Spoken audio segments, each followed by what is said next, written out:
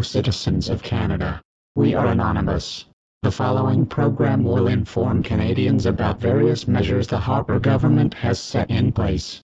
Omnibus Bill C-45 was passed in Parliament just a few weeks ago, and as you may know, it unprotects hundreds of thousands of lakes and rivers, and redesignates Aboriginal land rights. Now you ask yourselves, how does this bill pass through Parliament and the Senate? The bill was compiled of over 440 pages, and covered over 30 topics, one of the largest bills Canada has ever seen before.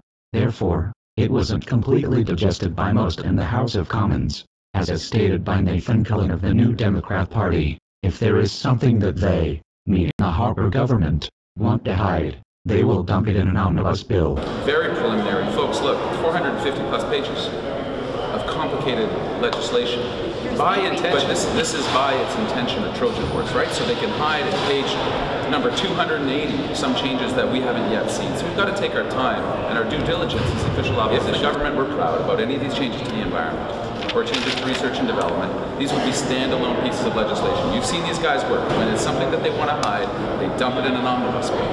That's what we're looking for, and that's what we're going to do. What it does is it further removes projects that would get any kind of environmental assessment or screening. It changes the definition of rivers. It changes a river from today being something we want to protect to something that just happens to be in the way of a pipeline or a major mine. Soon after the Omnibus Bill C-45 was passed, Aboriginal people from all over the country began to rally against the government. In what is known as Idle No More, the protest has now spread worldwide, with rallies in the United Kingdom, the Ukraine, and many occurring in the United States of America.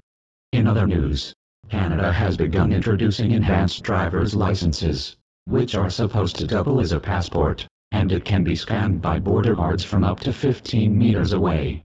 However, these chips installed into the new licenses have no encryption or network security, and can be scanned by anybody with the correct tools. Therefore, anybody could steal your identification from anywhere, even within the safety of your own home. These licenses have been brought into place in Quebec and British Columbia, and are an additional $50 on top of your driver's license fee. Now ask yourselves, why would you pay to have your identification possibly stolen anywhere you go? To have to worry about having everything about you taken everywhere you go? To have your information stored on a card that can be read by anybody?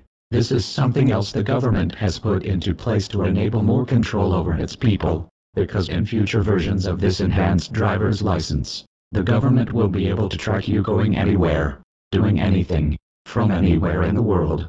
Citizens of Canada, this broadcast was brought to you by Anonymous.